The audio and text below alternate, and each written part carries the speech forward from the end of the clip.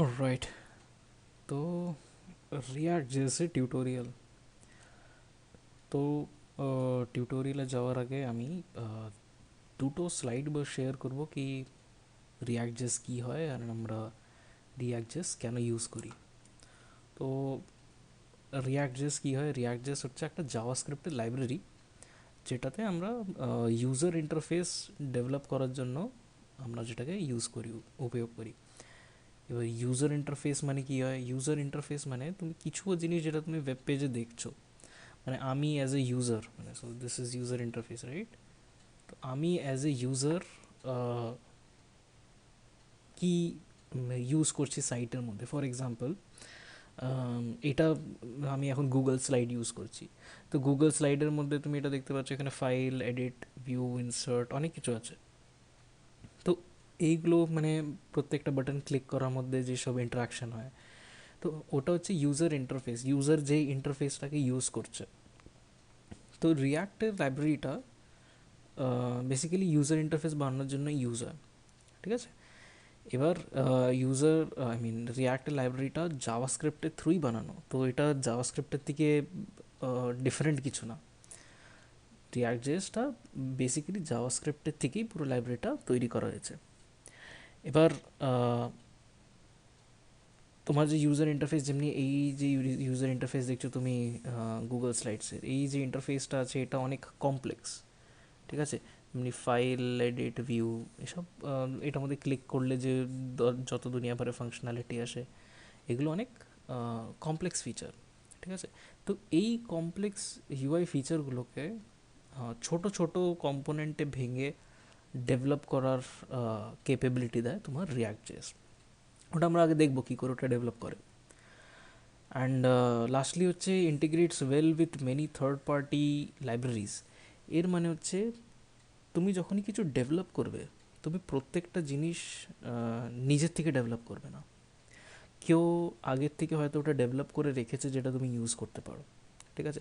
যেমনি আমরা react JS use করছি, তো রিয়াক্ট জেএসও একটা লাইব্রেরি, এটাও একটা লাইব্রেরি, ঠিক আছে? তো এই লাইব্রেরিটা কে বানিয়েছে? এই লাইব্রেরিটাকে ফেসবুক বানিয়েছে, ঠিক আছে?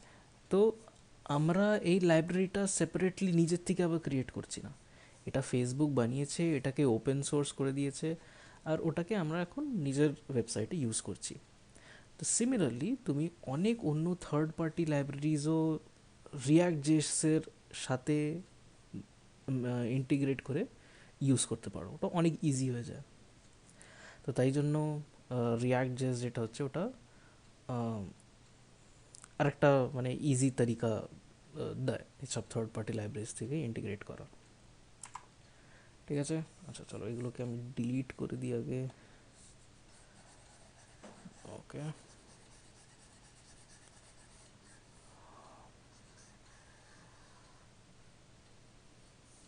ওকে,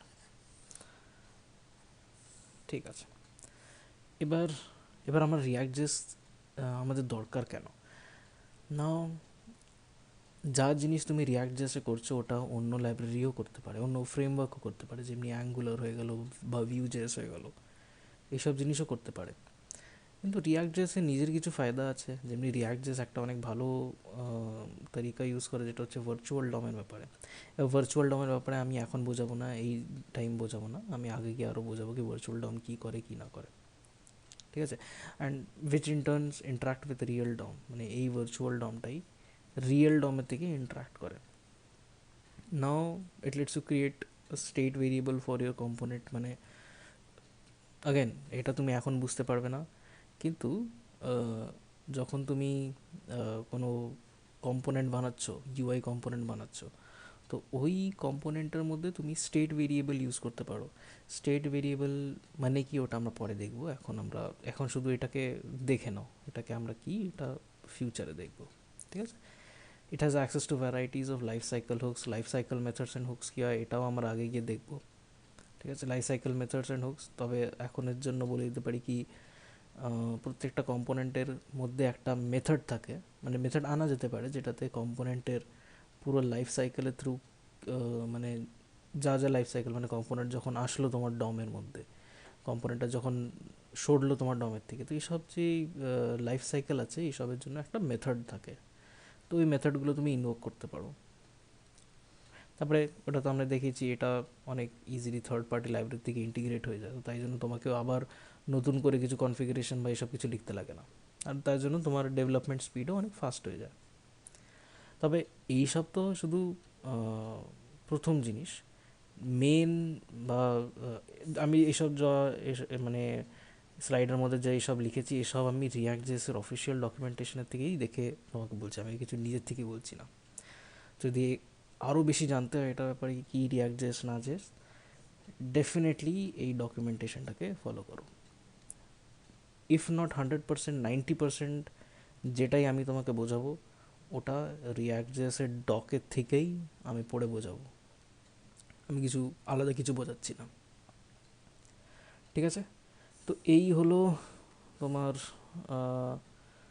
রিয়াক্ট জেএসের এটা। এবার রিয়াক্ট জেএসটাকে ইউজ করার জন্য, আচ্ছা চলো এটাকে বন্ধ কী করে করা যায়।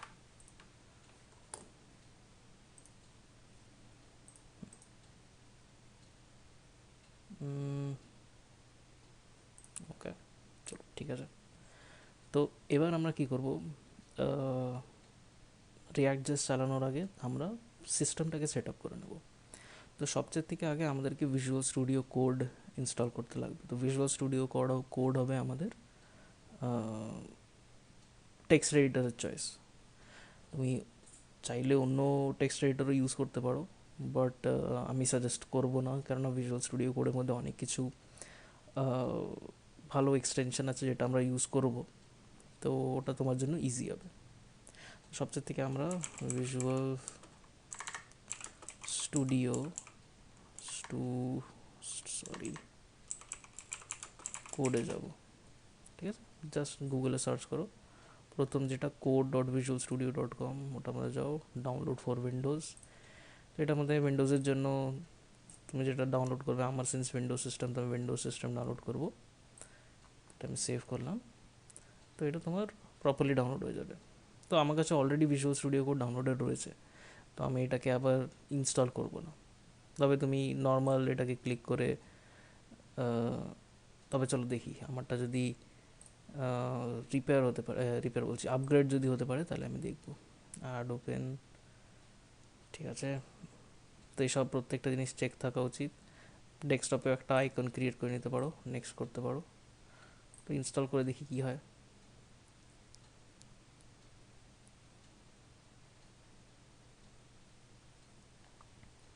হবে, হয়ে গেল।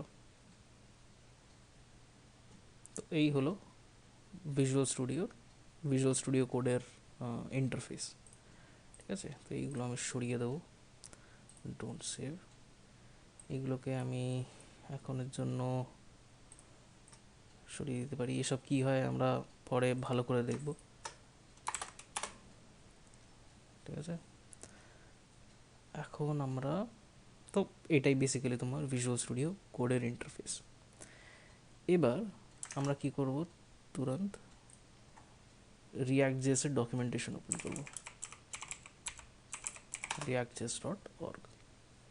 এর মধ্যে আমরা তো এই টিউটোরিয়ালের মধ্যে আমি যাই বোঝাবো ওটা এমনভাবে বোঝাচ্ছি কি তুমি যদি এটা দেখো তাহলে তোমার কনফিডেন্সও আসে কি ডকুমেন্টেশন তুমি কী করে দেখতে পারো।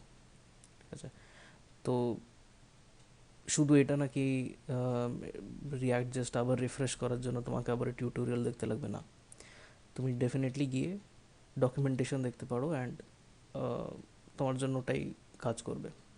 ঠিক আছে, তো স্টার্টেডে যাও। এর মধ্যে অনেক ভালো করেই বলেছে কি, মানে অনেকগুলো তারিকা আছে, তুমি ডাইরেক্ট রিয়াক্ট ট্রাই করতে পারো বা রিয়াক্টের ব্যাপারে লার্ন করতে পারো। তো এখন প্রথমের জন্য আমরা রিয়াক্টের একটা ছোট্ট একটা অ্যাপ বানাবো। ঠিক আছে, তো এখানের মধ্যে তুমি যদি যাও,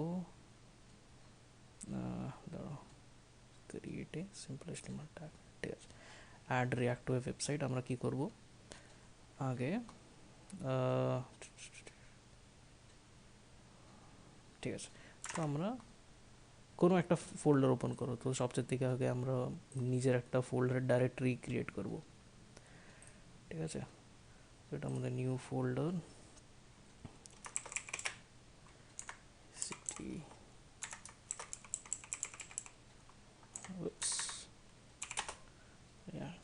ওকে, আমি নামটাকে একটু চেঞ্জ করে নিই, রিনেম টিউটোরিয়াল হেয়ার টিউটোরিয়াল। ঠিক আছে, এর মধ্যে আমরা গেলাম, এর মধ্যে একটা ফোল্ডার ক্রিয়েট করলাম 00 সিলেক্ট ফোল্ডার। ঠিক আছে, এর মধ্যে আমরা একটা index.html ফাইল ক্রিয়েট করব।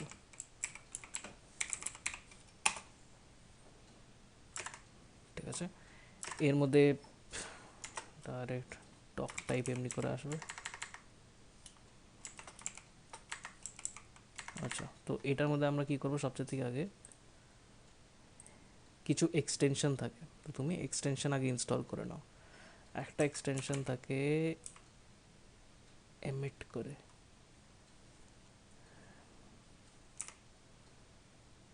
ওকে,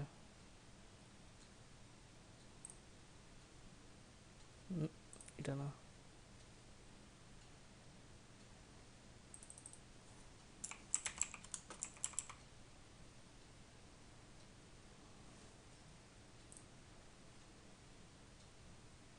এটার মধ্যে কিছু স্নিপেটস থাকা উচিত।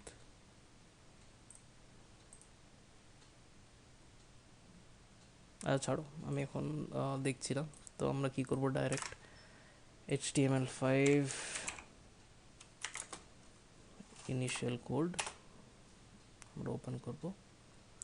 তো এর মধ্যে দেখি এখানে আছে কিনা HTML5 এর ইনিশিয়াল কোড। না, আরে বাপরে, এক এক করে বোঝাচ্ছে, এটা তো নাচ দেখাচ্ছে। চলো, তো এটার মধ্যে আমরা এটা পুরো কপি করব ডক টাইপ HTML এর থেকে, পেস্ট করলাম। এখানের মধ্যে আমাদেরকে সব কিছুই চাই না। ঠিক আছে, এটার মধ্যে ইওর কন্টেন্ট হিয়ারের মধ্যে এখানে কি বলছে, এই ডিভটা অ্যাড করতে। তো আমরা এই ডিভটাকে কপি করব আর বডির মধ্যে আমরা অ্যাড করে দেবো। ঠিক আছে, এর উপরে আমরা একটা পি ট্যাগ লিখে বলতে পারি, this tag is not handled by react.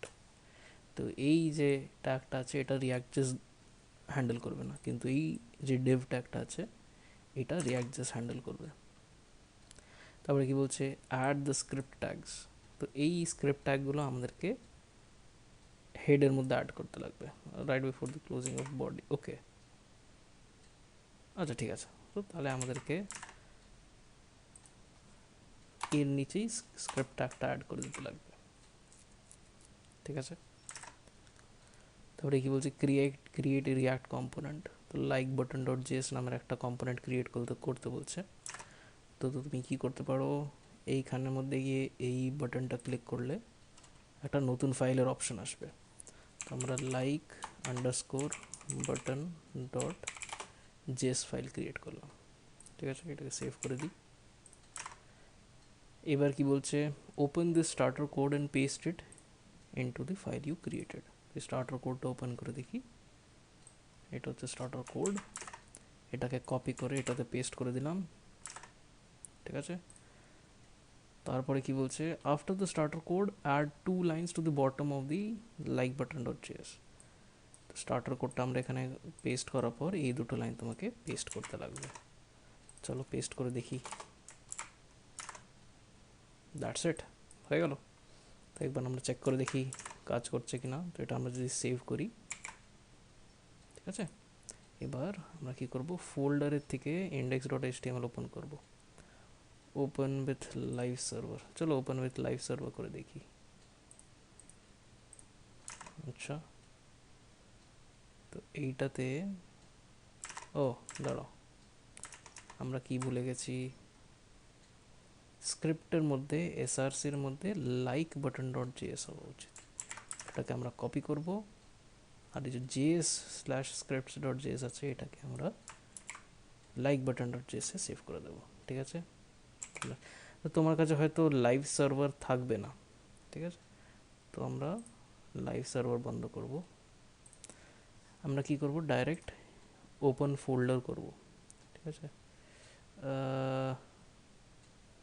Open integrated টার্মিনালও না, আমরা simply D drive MNOPQR React tutorial React 0 index.html-টা ওপেন করবো আমরা, ঠিক আছে? তো এটা দেখো এখানে ওপেন হয়েছে। তো এই যে বাটনটা চলে আসলো, তো এটাকে তুমি ক্লিক করবে, ইউ লাইক দিস, দেখলে? এই কোডটা আমরা কোথাও লিখিনি। এই কোডটা কোথায় আছে?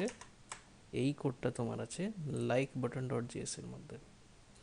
তো তোমার যে এই বাটনটা আছে, আর এই বাটনের মধ্যে ক্লিক করলে যে এটা দেখাচ্ছে ইউ লাইক দিস, এটা তুমি দেখবে এটা তোমার HTML ট্যাগের মধ্যে ছিল না। এটার মধ্যে পি ট্যাগ ছিল, তারপরে ডিভ ট্যাগ আছে, তারপরে স্ক্রিপ্ট ট্যাগ আছে, ঠিক আছে? তোমার যে এই জিনিসটা আছে, এই বাটনটা আর এরপরে যে টেক্সটটা আসছে, ওটা রিয়াক্ট হ্যান্ডেল করছে। আর রিয়াক্ট এসব হ্যান্ডেল করে কোথায় পুশ করছে? এই ডিভের ভেতরে। তুমি যে সব দেখতে পাচ্ছ, এই লাইক, তারপরে এটা এটা কোথায় তুমি দেখতে পাচ্ছ? এই ডিভের ভেতরে। আর তুমি যদি এটা ইন্সপেক্ট এলিমেন্ট করো, তো F12 দেওয়া হবে। চলো তোমাকে দেখাই, রাইট ক্লিক করে তুমি ইন্সপেক্ট করো, এটাকে আমরা রাইট সাইডে করে দেবো। ইন্সপেক্ট করার পরে তুমি এটাতে ক্লিক করবে, ক্রোমের মধ্যেও এমনি একটা অপশান থাকে, এইটার উপরে ক্লিক করবে। তো এইটার উপরে ক্লিক করার পর তুমি দেখবে এটা হচ্ছে ডিভ ট্যাগ। এই ডিভ ট্যাগের মধ্যে ইউ লাইক দিসটাকে রিয়াক্ট.js পুশ করলো, কেননা তুমি এই ডিভ ট্যাগের মধ্যে কিছু ঢালোনি। Div ID is equal to like button container, div ID is equal to like button container, এর মধ্যে কিছুই নেই। তো এর মধ্যে যেসব এলিমেন্ট আছে এগুলোকে কে পুশ করছে? রিয়াক্ট.js পুশ করছে। যখন আমি রিফ্রেশ করলাম তখন দেখো এর মধ্যে একটা বাটন এলিমেন্ট পুশ করে দিল ডিভের ভেতরে, ঠিক আছে? যদি এটাকে আমি একটু বড় করি,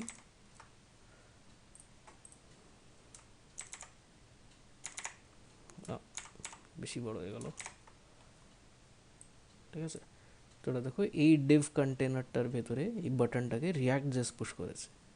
তো যদি তুমি আমাকে ক্লিক করো তাহলে দেখবে এটা অটোমেটিক্যালি চেঞ্জ হয়ে গেল, এটাও রিয়াক্ট.js করছে।